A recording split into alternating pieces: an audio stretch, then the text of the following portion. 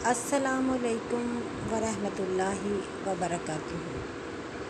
آج میں آپ کو ایک بزرگ کی وصیت کے بارے میں بتاتی ہوں، جس میں ایک اصلاحی پہلو ہے۔ ایک بزرگ تھے، وہ بہت ہی نیک تھے۔ پوری زندگی انہوں نے بہت محنت کی، بہت پیسہ بھی کمایا اور اللہ کی راہ میں خرچ بھی کیا۔ ایک پکے اور سچے مسلمان تھے، مگر ان کے بچے جو کہ راہ حق کو نہ پہچان سکے، وہ دنیا کی باتوں میں، دنیا کے خیالوں میں کھو گئے۔ وہ بزرگ اپنے بچوں کو بہت سمجھانا چاہتے تھے، مگر ان کے بچے ان کی اس بات کو نہ سمجھتے۔ وہ بزرگ خود تو قرآن پاک کی تلاوت کرتے، خود تو عبادت کرتے، نمازیں بھی پڑھتے، اپنے بچوں کو سمجھاتے، لیکن بچے ان کی بات ایک کان سے سنتے اور دوسری کان سے نکال دیتے۔ وہ ذرا بھی نہ سوچتے کہ ہمارا باپ ہمیں کیا سمجھانا چاہ رہا ہے۔ وہ یہی کہتے کہ ابھی بڑی عمر پڑی ہے، دیکھیں گے بعد میں، کر لیں گے بعد میں۔ جیسے آپ اس عمر میں ہیں، جب ہم بھی آپ کی عمر میں پہنچیں گے تو ہم بھی عبادت کر لیں گے۔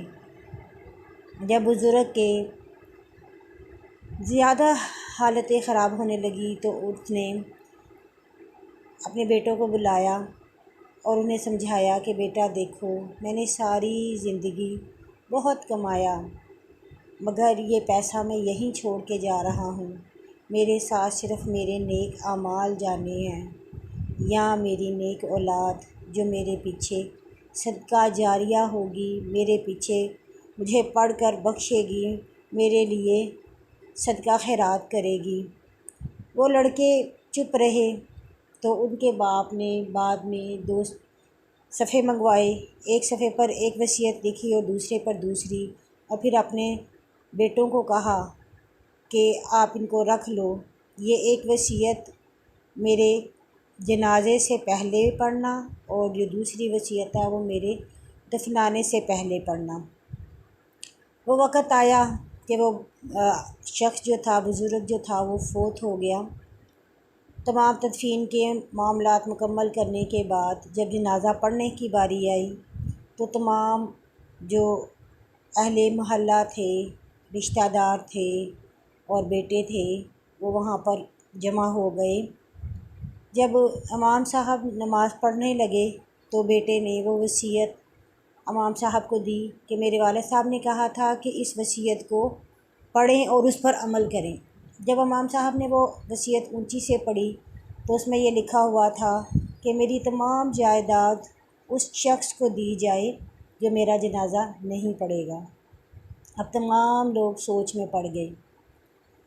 پہلے ایک شخص باہر نکلا، اس نے سوچا کہ نماز نہیں بھی پڑھوں گا تو کیا ہوتا ہے، جائیداد مل جائے گی تو چلو میری آخرت بن جائے گی، میری زندگی سنور جائے گی، میں عیش و عشرت میں زندگی گزاروں گا۔ اس کو دیکھ کر آہستہ آہستہ تمام لوگ صفوں سے نکل کے باہر کھڑے ہو گئے۔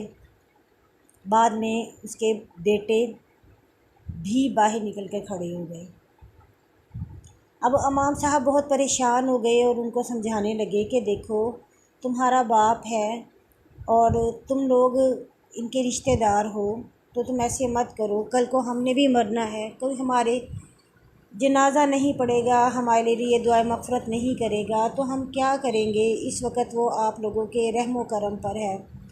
اگر کسی کا نماز جنازہ پڑھایا جائے اور اس میں 40 بندے موجود ہوں تو اس کی بخشش کی ضمانت ہوتی ہے، تو تم ایسے مت کرو، یہ زیادتی مت کرو۔ لیکن کوئی بھی اپنی جگہ سے ٹس سے مس نہیں ہوتا۔ وہاں سے 3 درویش گزر رہے تھے۔ جب انہوں نے دیکھا کہ ایک جنازہ پڑا ہوا ہے، انہوں نے سوچا کہ چلو ہم بھی جنازہ پڑھ لیتے ہیں۔ تو جب انہوں نے امام صاحب سے کہا کہ آپ سب نماز کیوں نہیں پڑھ رہے ہو، تو امام صاحب نے ساری بات بتائی۔ تو انہوں نے کہا ٹھیک ہے، انہوں نے دنیا کو ترجیح دی ہے آخرت پر، ان کو یہ بھول گیا ہے کہ انہوں نے کل کو خود بھی مرنا ہے، تو چلو کوئی نہیں، ہم تو پڑھتے ہیں۔ تو امام صاحب وہ 3 ملنگ جو تھے، انہوں نے نماز جنازہ پڑھا۔ جب تدفین کی باری آئی تو بڑے بیٹے نے دوسری وصیت لا کر امام صاحب کو دی اور کہا کہ اب اس کو بھی بآواز بلند پڑھیں۔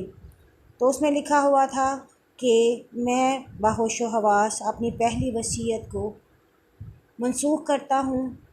اب میری یہ وصیت ہے کہ میری تمام جائیداد صرف ان کو دی جائے جنہوں نے جنازہ پڑھا ہے۔ اس پر تمام جو لوگ تھے اور ان کے بیٹے جو تھے وہ بھی سر پکڑ کے بیٹھ گئے کہ ہم نے لالچ میں دنیا بھی گنوا دی اور آخرت بھی گنوا دی۔ تمام مسلمانوں سے گزارش ہے کہ یہی حال ہمارا ہے۔ ہم لوگ آخرت کو نہیں سوچ رہے، ہم کہتے ہیں دیکھی جائے گی، ابھی بڑا وقت پڑا ہے۔ ہم یہ کہتے ہیں کہ اللہ ہمیں معاف کرنے والا ہے، اللہ رحیم ہے، اللہ رحم فرمانے والا ہے، مگر ہم یہ بھول جاتے ہیں کہ کل کو جب ہماری پکڑ ہوگی تو بہت سخت ہوگی۔ ہم اس وقت تو دنیا کی باتوں میں، دنیا کی عیشوں میں لگے ہوئے ہیں، لیکن ایک وہ وقت آئے گا جب ہمارے پاس کچھ بھی نہ رہے گا۔ اس وقت ہم ان بیٹوں کی طرح، اس جنازے کے شرکین کی طرح دکھ کریں گے، پریشان ہوں گے۔ اس سے پہلے کہ وہ ندامت کا وقت آئے، اللہ کی طرف لوٹ جاؤ۔ اللہ کی ذات جو ہمیں ہر وقت کہتی ہے کہ مجھے پکارو، میں تمہاری پکار سنوں گا۔ اللہ تو ہمیں اپنی طرف بلاتا ہے۔ دن میں 5 مرتبہ نماز میں حی علی الصلاۃ، حی علی الفلاح کی آوازیں آتی ہیں، مگر ہم اگنور کر دیتے ہیں، ہم اپنے کاموں میں لگے رہتے ہیں، ہم کہتے ہیں اچھا بھی پڑھ لیں گے، ابھی پڑھ لیں گے، لیکن وہ ابھی کبھی نہیں آتی۔ اللہ تعالیٰ ہمیں پکا سچا مسلمان بنا دے، اللہ تعالیٰ ہمیں باعمل مسلمان بنا دے، اللہ تعالیٰ ہمیں اپنا عاشق بنا دے، نبی رسول صلی اللہ علیہ وسلم کی سنت کی پیروی کرنے والا بنا دے، آمین۔